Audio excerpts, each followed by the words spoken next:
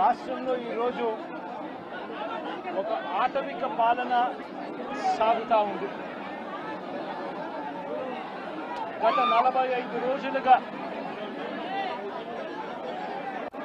రాష్ట్రంలో పరిస్థితి ఏమిటి అని చెప్పి ఒకసారి ఏ సామాన్యుడిని అడిగినా కూడా ఆ ప్రతి సామాన్యుడి నోట్లో నుంచి కూడా వచ్చే మాట ఒకటి, ఈ రాష్ట్రంలో లా అండ్ ఆర్డర్ లేదు, ఈ రాష్ట్రంలో ఆటవిక పాలన సాగుతా ఉంది, ఈ రాష్ట్రంలో తెలుగుదేశం పార్టీ వారు ఎవరైనా సరే వాళ్ళు తెలుగుదేశం పార్టీ వారు అయితే చాలు, ఎవరినైనా కూడా వాళ్ళు పోయి కొట్టచ్చు, ఎవరి ఆస్తులైనా కూడా వాళ్ళు ధ్వంసం చేయొచ్చు,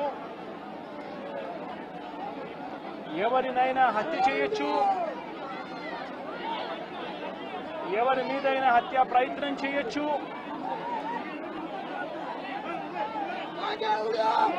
వాళ్ళు ఏమి చేసినా కూడా పోలీసులు ప్రేక్షక పాత్ర మాత్రమే పోషిస్తారు.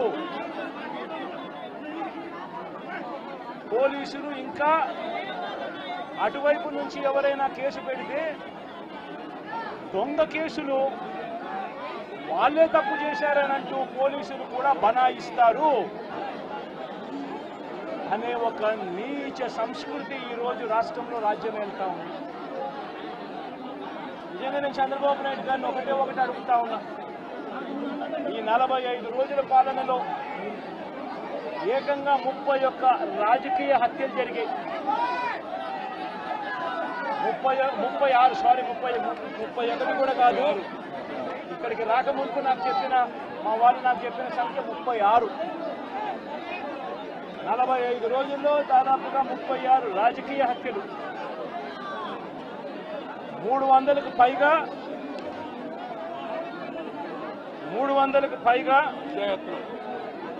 హత్యాయత్నాలు, 300కు పైగా హత్యాయత్నాలు. తెలుగుదేశం పార్టీ వాళ్ళ వేధింపులు భరించలేక 35 మంది ఆత్మహత్యలు చేసుకున్న పరిస్థితులు రాష్ట్రంలో ఉన్నాయి. 560 చోట్ల ప్రైవేట్ ఆస్తులను ధ్వంసం చేశారు. ఇంట్లో చొరబడుతున్నారు, ఆస్తులను ధ్వంసం చేస్తా ఉన్నారు, షాపులను కాల్చేస్తా ఉన్నారు. వైఎస్ఆర్సీపీ సానుభూతి పరుల చీనీ చెట్లు నరికేస్తా ఉన్నారు. ఇటువంటి ప్రైవేట్ ఆస్తులు 560 చోట్ల ప్రైవేట్ ఆస్తులను ధ్వంసం చేశారు. 490 చోట్ల ప్రభుత్వ ఆస్తులను ధ్వంసం చేశారు. 490 చోట్ల ప్రభుత్వ ఆస్తులను ధ్వంసం చేశారు. ఇవి కాక 1000కి పైగా దౌర్జన్యాలు, దాడులు. 1000కి పైగా దౌర్జన్యాలు, దాడులు. ఈ 45 రోజుల్లో తెలుగుదేశం పార్టీ అధికారంలోకి వచ్చిన తర్వాత ఈ రాష్ట్రంలో ఇది లా అండ్ ఆర్డర్ పరిస్థితి. నేను అడుగుతా ఉన్నాను, ఒకసారి ఆలోచన చేయమని అడుగుతా ఉన్నాను, ఎంతటి దారుణంగా లా అండ్ ఆర్డర్ పరిస్థితి ఉంది అన్నదానికి నిదర్శనము ఈ రషీద్ కేసే ఒకటి తీసుకోండి కావాలంటే, రషీద్ కేసే ఒకటి కావాలంటే తీసుకోండి. ఇదే వినుకొండకు ఇంతకు ముందు ఎస్పీగా రవిశంకర్ రెడ్డి అని చెప్పి ఇంతకుముందు ఎస్పీగా ఉన్నారు. మంచి ఆఫీసరు, అప్రైట్ ఆఫీసరు. ఎన్నికల వేళ వీళ్ళకున్న పలుకుబడితో ఆ ఆఫీసర్ను తప్పించేశారు. తర్వాత వీళ్ళకు కావలసిన అధికారిని, బిందు మాధవ్ అనే అధికారిని ఎస్పీగా తెచ్చుకున్నారు. ఈ బిందు మాధవ్ అనే అధికారి ఎస్పీ ఎంత అన్యాయస్తుడనంటే, ఈ అన్యాయమైన ఎస్పీని సస్పెండ్ చేస్తూ ఎన్నికల కమిషనే స్వయంగా నిర్ణయం తీసుకుని యాదవ్ అనే అధికారిని సస్పెండ్ చేశారు. దాని తర్వాత ఎన్నికల కమిషనే మల్లికా గర్గ్ అనే ఒక మంచి ఆఫీసర్ను పెట్టింది. ఆ ఆఫీసరు చంద్రబాబు నాయుడు గారు అధికారంలోకి వచ్చిన వెంటనే ఆ ఆఫీసర్ను కూడా పంపించేశాడు. ఆ ఆఫీసర్ చంద్రబాబు నాయుడు గారి మనుషులకు తెలుగుదేశం పార్టీకి సహాయ సహకారాలు అందించను అని చెప్తే ఆ ఆఫీసరు వెళ్ళిపోయిన రోజు కొత్త ఎస్పీ శ్రీనివాసన్ అనే ఆయనను వీళ్ళకు సంబంధించిన ఆయన శ్రీనివాసన్ ఆయన తెచ్చుకున్నారు. ఈ కొత్త ఎస్పీ వచ్చిన 2 రోజులకే ఈ కొత్త ఎస్పీ వచ్చిన 2-3 రోజులకే హత్య జరిగింది.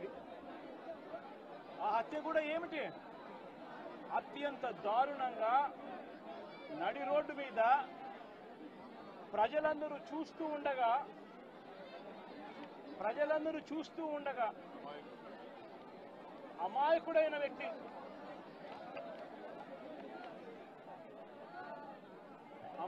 వ్యక్తి ఈ వ్యక్తి ఒక సాధారణ ఉద్యోగస్తుడు. వైన్ షాప్లో తాను పనిచేసుకుంటూ సూపర్వైజర్గా తాను పనిచేసుకుంటూ వైన్ షాప్లో తన జీవితం గడుపుతా ఉన్న ఒక సామాన్యమైన వ్యక్తి. ఇటువంటి వ్యక్తిని అతి కిరాతకంగా నడి రోడ్డు మీద అందరూ చూస్తూ ఉండగానే కిరాతకంగా కత్తి తీసుకొని అతి దారుణంగా నరకడము. ఆ నరుకుతూ వైఎస్ఆర్ కాంగ్రెస్ పార్టీకి సంబంధించిన సానుభూతి పరులందరినీ కూడా ఈ మాదిరిగా మేము నరుకుతాము అని చెప్పి రాష్ట్ర వ్యాప్తంగా ఒక మెసేజ్ పంపించడం కోసం అతి కిరాతకంగా నడి రోడ్డు మీద ఒక వ్యక్తిని నరుకుతాం. ఎంతటి దారుణంగా ఉంది అనంటే పోలీసు వ్యవస్థ వీళ్ళదే. ఇదే ఈనాడు, ఇదే ఆంధ్రజ్యోతి, ఇదే TV5 వీళ్ళందరూ కూడా పత్రికల ముసుగులో వీళ్ళు కూడా ఏ స్థాయికి దిగజారిపోయారో ఒక్కసారి గమనించమని అడుగుతా ఉన్నా. ఈనాడులో ఈరోజు నిన్ననో ఒక స్టోరీ. అప్పుడెప్పుడో మోటార్ బైక్ కాలిందట. ఆ మోటార్ బైక్ అనే వ్యక్తి కాల్చింది. ఆ మోటార్ బైక్ అనే వ్యక్తి ఈ జిలానీదే మోటార్ బైకు, అది వైఎస్ఆర్సీపీ వాళ్ళు కాల్చారట. అందుకనే 2 ఏళ్ల తర్వాత ఇది జరిగిందట అని చెప్పి ఒక దిక్కుమాలిన అబద్ధం చెప్తా ఉన్నారు. నిజంగా వీళ్ళు పత్రికలా, వీళ్ళు ఏమైనా పేపర్లా, టీవీలా? నిజంగా వీళ్ళంతా కూడా సిగ్గుతో తలొంచుకోవాలి వీళ్ళు చేస్తా ఉన్న దుష్ప్రచారాలకు, అబద్ధాలకు. తీరా చూస్తే ఆ మోటార్ బైక్ ఎవరిది అనంటే ఆ మోటార్ బైక్ జిలాంది కాదు. ఆ మోటార్ బైక్ ఆసిఫ్ అనే వైఎస్ఆర్సీపీకి సంబంధించిన వ్యక్తిది.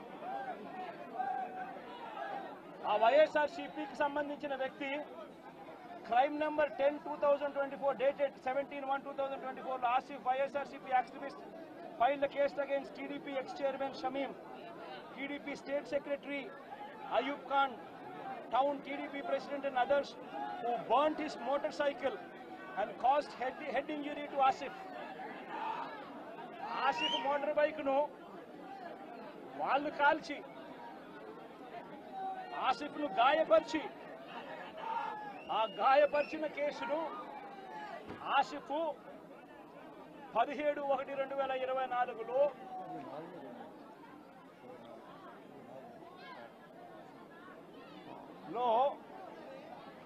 కేసు పెట్టి క్రైమ్ నెంబర్ కూడా 10/2024 డేటెడ్ అని చెప్పి క్రైమ్ నెంబర్ కూడా రిజిస్టర్ అయింది. ఆ ఫోటో తీసి ఎప్పుడో జరిగిందని చెప్పి చూపించి ఆ కేసు మోటార్ బైక్ కేసు అప్పట్లో పోలీసులు తీసుకోలేదు అని చెప్పి మళ్ళీ పోలీసుల మీద కూడా ఒక తప్పుడు ప్రచారం మళ్ళీ పోలీసుల మీద కూడా వేసి అసలు జరిగిన ఇన్సిడెంట్ ఎప్పుడు అని అంటే ఇది 17/1/2024 జరిగినది. ఎవరి బైక్ నాకు కాలింది అని అంటే ఆసిఫ్ బైక్ కాలింది. ఆసిఫ్ ఎవరు అనంటే వైఎస్ఆర్సీపీ మనిషి, చేసింది ఎవరు అనంటే తెలుగుదేశం పార్టీకి సంబంధించిన Telugu Desam X chairman Shamim, Telugu Desam state secretary Ayub Khan, వీళ్ళంతా ఎంత దారుణంగా ఫ్యాక్ట్లను ట్విస్ట్ చేసి ఎస్పీ అనే వ్యక్తి కొత్తగా వస్తాడు, వచ్చిన 3 రోజుల కిందటే ఎస్పీ వస్తాడు, ఎస్పీ వచ్చిన 3వ రోజుకి హత్య జరుగుతుంది. ఇన్సిడెంట్ జరిగిన గంటలోపే ఎస్పీ బయటకు వచ్చి ఇది ఇద్దరు వ్యక్తిగత విషయాల వల్ల వాళ్ళకున్న మధ్యలో ఉన్న గొడవల వల్ల ఒకరిని ఒకరు చంపుకున్నారు అని చెప్పి తప్పుడు మాటలు మాట్లాడుతూ అబద్ధాలు చెప్తా ఉన్నాడు. నేను అడుగుతా ఉన్నా, కేసు పెట్టారని అంటా ఉన్నారు, కేసు పెట్టామని అంటా ఉన్నారు. నేను అడుగుతా ఉన్నా, మరి కేసు పెట్టినప్పుడు ఈ కేసులో ఉట్టి ఆ జిలాన్ అనే ఒక వ్యక్తి మీదనే కేసు పెట్టి వదిలేయడం ఏమిటి? ఈ ఫోటో ఏమిటి? ఈ ఫోటో కనపడటం లేదా? సాక్షాత్తు స్థానిక ఎమ్మెల్యే భార్యకు కేక్ తినిపిస్తా ఉన్నాడు ఈ చంపిన వ్యక్తి, జిలాన్ అనే వ్యక్తి. అంటే వీళ్ళ మధ్య సంబంధాలు ఎంత బలంగా ఉన్నాయి అని చెప్పడానికి ఇంతకన్నా నిదర్శనాలు కావాలనా? తెలుగుదేశం పార్టీ ఎమ్మెల్యే భార్యకు కేక్ తినిపిస్తా ఉన్నాడు.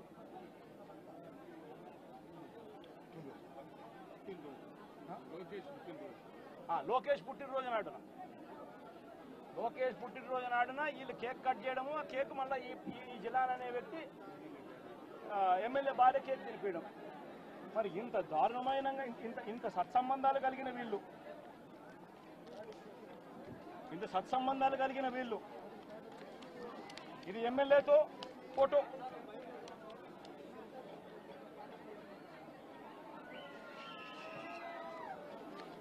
ఈ అయూబ్ ఖాన్ తో ఫోటోలు, ఇవన్నీ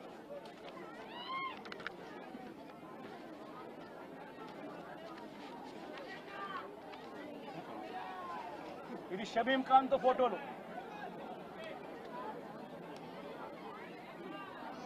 మరి వీళ్ళెవరు కేసులో ఎందుకు లేరు? వీళ్ళందరి మీద కేసు ఎందుకు పెట్టలేదు? ఇంతకన్నా అన్యాయం ఎక్కడైనా ఉంటుందా?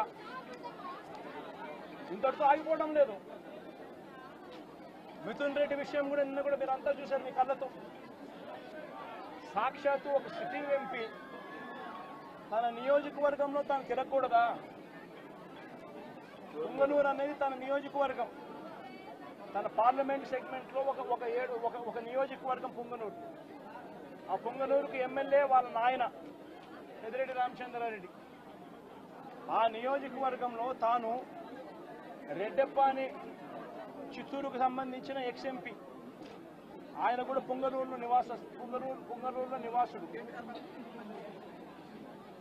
ఆయన ఇంట్లో కూర్చొని ఉంటే ఏకంగా ఇంటిని దిగ్బంధం చేసి,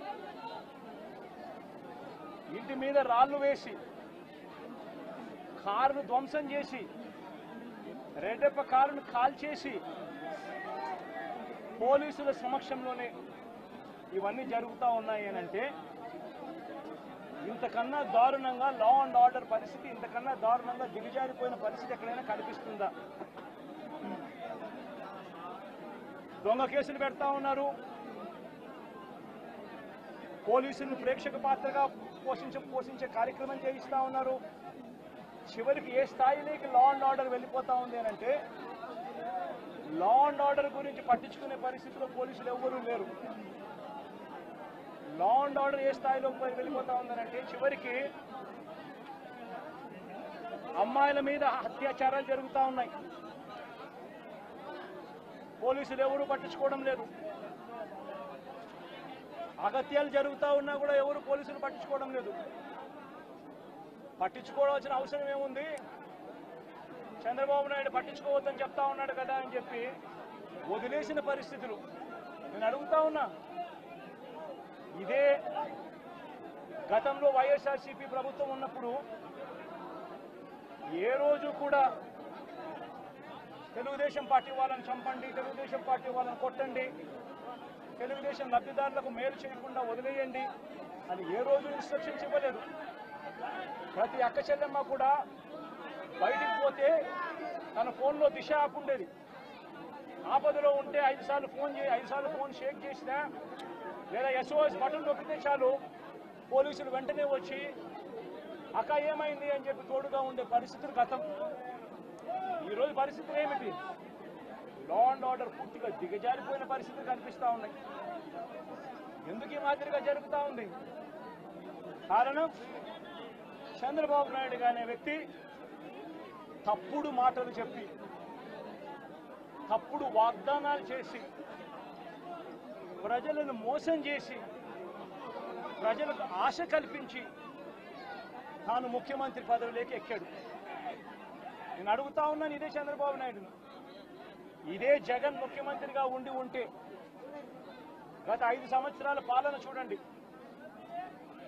ప్రతి క్వార్టరు ఆ 3 నెలలు అయిపోయిన వెంటనే విద్యా దీవెన మరుసటి క్వార్టర్లో వచ్చేది. ఈరోజు జనవరి, ఫిబ్రవరి, మార్చి క్వార్టర్ విద్యా దీవెన పోయింది. ఏప్రిల్, మే, జూన్, ఇప్పుడు మళ్ళీ జూలైలో ఉండాం. 2 క్వార్టర్లు విద్యా దీవెన అనేది బకాయిలు. జగనే ఉండింటే విద్యా దీవెన అన్నది ప్రతి 3 నెలలకు ఒకసారి, 3 నెలలు అయిపోయిన వెంటనే జగన్ ఇచ్చేవాడు. తల్లులకు ఇచ్చేవాడు, పిల్లలకు మేలు చేసేవాడు. ప్రతి ఏప్రిల్లో జగనే ఉండింటే వసతి దీవెన ప్రతి ఏప్రిల్లో ఒక ఇన్స్టాల్మెంట్, వసతి దీవెనకు సంబంధించిన ఒక ఇన్స్టాల్మెంట్ ప్రతి తల్లి ఖాతాలోనూ పడి ఉండేది. జగనే ఉండింటే ఈ పాటికే రైతు భరోసా రైతన్నలకు వచ్చి ఉండేది. ప్రతి సంవత్సరం జగన్ జూన్లో రైతు భరోసా అమౌంట్ ప్రతి రైతుకు క్యాలెండర్ పెట్టి మరీ ఇచ్చాడు. జగనే ఉండింటే అమ్మఒడి డబ్బులు ఈ పాటికి తల్లులకు వచ్చి ఉండేటివి. ప్రతి సంవత్సరం ప్రతి జూన్లోనూ అమ్మఒడి డబ్బులు తల్లులకు వచ్చిన పరిస్థితులు. జగనే ఉండింటే ప్రతి ఏప్రిల్లో మహిళలకు సంబంధించి, అక్క చెల్లెమ్మలకు సంబంధించిన 0 వడ్డీ డబ్బు ఈ పాటికి వచ్చి ఉండేది. జగనే ఉండింటే మత్స్యకార భరోసా అన్నది ప్రతి ఏప్రిల్ 15 నుంచి జూన్ 15 మధ్యలో క్రమం తప్పకుండా జగన్ మత్స్యకారులకు తోడుగా ఉంటూ మత్స్యకార భరోసా ఇచ్చాడు. నేను అడుగుతా ఉన్నా, ఈరోజు వైఎస్ఆర్ కాంగ్రెస్ పార్టీ లేకపోవడం, చంద్రబాబు నాయుడు చెప్పిన అబద్ధపు మాటలతో ఈరోజు ప్రతి అక్క చెల్లెమ్మ ఎదురు చూస్తూ ఉంది. ఆ రోజు చంద్రబాబు నాయుడు అన్న మాట, జగన్ అయితే కేవలం 15,000 మాత్రమే ఇస్తాడు పిల్లల్ని బడికి పంపిస్తే, చంద్రబాబు నాయుడు అధికారంలోకి వస్తే 15,000 నీకు, 15,000 నీకు, 15,000 నీకు, 15,000 నీకు, 15,000 నీకు, నలుగురున్నారా మీ ఇంట్లో పిల్లలు 60,000, మళ్ళా ఇంట్లో వాళ్ళ అమ్మను చూపించి నీకు 18,000. ఇవన్నీ మాటలు మాట్లాడి ఈరోజు ప్రతి అక్క అడుగుతా ఉంది, ఎన్నికలప్పుడు నువ్వు చెప్పిన మాట ఏంది? ప్రతి 18 సంవత్సరాలు నిండిన ప్రతి వయసు గల అక్క, 18 నుంచి 59 సంవత్సరాలు గల వయసు గల అక్క చెల్లెమ్మకు ప్రతి నెల 1,500 ఇస్తానన్నావు. ఈరోజు రాష్ట్రంలో ఓటర్ల జాబితా తెలుసు మీకు. 4,12,00,000 మంది ఓటర్లు ఉన్నారు. ఓటర్ల జాబితా అంటే దాని అర్థం ఏమిటి? దాని అర్థం వాళ్ళందరూ కూడా 18 సంవత్సరాలు పైబడిన వయసు పడిన వాళ్ళనే కదా దాని అర్థము. మరి అందులో 2,10,00,000 మంది అక్క చెల్లెమ్మలు ఉన్నారు, 18 సంవత్సరాలు పైచిలుకు పడిన వాళ్ళు. ఆ 2,10,00,000 మంది అక్క చెల్లెమ్మలకు పెన్షన్ తీసుకుంటున్న వాళ్ళు కాస్తో కూస్తో కొంచెం పక్కన పెట్టినా కూడా 1,80,00,000 మంది అక్క చెల్లెమ్మలు ఈరోజు మాకు 1,500 ప్రతి నెల ఇస్తానన్నావు, ఏమైంది మా 1,500, మా పరిస్థితి ఏమిటి, నీకు ఓటేషన్ నీ మాటలు నమ్మి అని చెప్పి అడుగుతా ఉన్నారు అక్క చెల్లెమ్మలు. ప్రతి అక్క ప్రతి పిల్లలు అడుగుతా. జగన్మామ ఉన్నప్పుడు క్రమం తప్పకుండా జగన్మామ 15,000 మా అమ్మకి ఇచ్చేవాడు అమ్మఒడి కింద. నువ్వు తల్లికి వందనం అన్నావు, మా ఇంట్లో 4 పిల్లలు ఉన్నారు, 60,000 మా ఇంటికి ఇస్తానన్నావు, ఎప్పుడు ఇస్తావు, ఎందుకు ఇవ్వడం లేదు అని చెప్పి అడుగుతా ఉన్నారు. పిల్లలు అడుగుతా ఉన్నారు, తల్లులు అడుగుతా ఉన్నారు, ప్రతి రైతు అడుగుతా ఉన్నాడు. వ్యవసాయం మొదలైపోయింది, వేగంగా నీకు వ్యవసాయం పనులు జరుగుతూ ఉన్నాయి. రైతు భరోసా సొమ్ము జగన్ ఉంటే వచ్చేది. నువ్వు 20,000 రూపాయలు ఇస్తానన్నావు, రైతు భరోసా కింద, పెట్టుబడి సహాయం కింద 50 లక్షల మంది రైతన్నలు ఇవాళ అడుగుతా ఉన్నారు. మా పెట్టుబడి సాయం కింద 20,000 ఇస్తానన్నావు, ఏమైందా డబ్బు అని చెప్పి రైతన్నలు ఎదురు చూస్తూ అడుగుతా ఉన్నారు. ఈరోజు అక్క చెల్లెమ్మలు పొదుపు సంఘాల్లో ఉన్న అక్క చెల్లెమ్మలు అడుగుతా ఉన్నారు. ఏప్రిల్లో పొదుపు సంఘాలకు 0 వడ్డీకి సంబంధించిన 0 వడ్డీ డబ్బులు కట్టాలి. మరి ఎందుకు 0 వడ్డీ డబ్బులు మాకు ఎందుకు కట్టడం లేదు అని అక్క చెల్లెమ్మలు అడుగుతా ఉన్నారు. చదువుకుంటున్న పిల్లలు అడుగుతా ఉన్నారు. ఆ అక్క చెల్లెమ్మలు అడుగుతా ఉన్నారు. ఆ పిల్లలు చదివిస్తా ఉన్న అక్క చెల్లెమ్మలు, మా పిల్లలు చదువులు పోతా ఉన్నారు, కాలేజీలు అడుగుతా ఉన్నాయి ఫీజులు కట్టమని చెప్పి, సర్టిఫికెట్లు ఇవ్వమంటున్నాయి, సర్టిఫికెట్లు ఇవ్వమని చెప్పి కాలేజీలు అంటా ఉన్నాయి. 2 క్వార్టర్లు 2 త్రైమాసికాలకు సంబంధించి విద్యా దీవెన ఇవ్వడం లేదు, ఎందుకు ఇవ్వలేదు అని, వసతి దీవెన ఎందుకు ఇవ్వడం లేదు అని చెప్పి తల్లులు అడుగుతా ఉన్నారు. మత్స్యకారులు అడుగుతా ఉన్నారు, మత్స్యకార భరోసా ఏమిటి అని చెప్పి. ఇవన్నిటి నుంచి కూడా చంద్రబాబు నాయుడు ప్రజలను దారి తప్పించేందుకు, ప్రజలెవరూ కూడా ప్రశ్నించే పరిస్థితి రాకూడదు అనే ఉద్దేశంతో ప్రజల్లో భయాందోళన క్రియేట్ చేసే కార్యక్రమంలో భాగంగా ఈ మాదిరిగా దాడులు చేస్తూ, ఈ మాదిరిగా అన్యాయాలు చేస్తూ, ఈ మాదిరిగా తాను దిగజారిన రాజకీయాలు చేస్తా ఉన్నాడు. ఇది నేను ఒకటే హెచ్చరిస్తా ఉన్నా, ఖచ్చితంగా వీటి మీద ప్రొటెస్ట్ జరుగుతుంది. అసెంబ్లీ రోజున, గవర్నర్ ప్రసంగం రోజున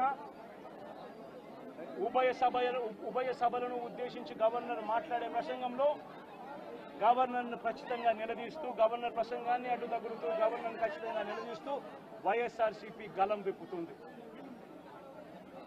దాని తర్వాత ఖచ్చితంగా మళ్ళీ మంగళవారము వైఎస్ఆర్సీపీకి సంబంధించిన ఎమ్మెల్సీలు, ఎమ్మెల్యేలు, ఎంపీలు, రాజ్యసభ సభ్యులు, లోక్సభ సభ్యులు అందరూ కూడా ఢిల్లీకి వెళ్తారు. వెళ్ళి బుధవారము ఢిల్లీలో